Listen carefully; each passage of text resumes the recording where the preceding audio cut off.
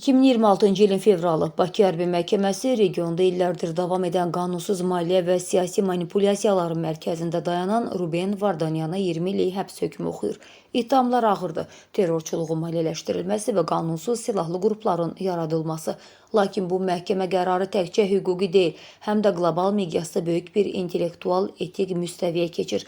Dünya şöhrətli yazıcı və filosof Nassim Nikolas Talebin Vardanyanı qeyd-şərtsiz müdafiə etməsi xəbər gündəmini tamamilə dəyişir. Türk əsilli Amerikalı tədqiqatçı və yazıcı Ergün Krlıkovalı məhz bu nöqtədə Talebə tarixi bir açıq məktub ünvanlayır.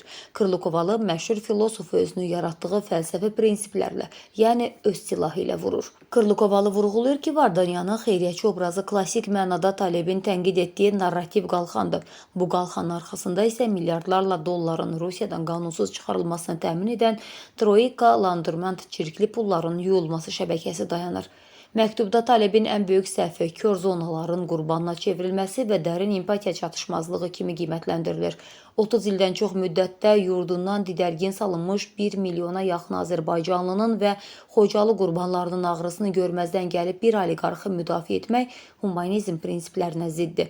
Məktubun yekun çağırışı kəskindir. Əsil humanizm bizdən əziyyətlərdən qazanc götürən nüfuzlu maliyyəçilərin deyil, məcburi köçkünlərin və təcavüz qurbanlarının tərəfində olmağı tələb edir.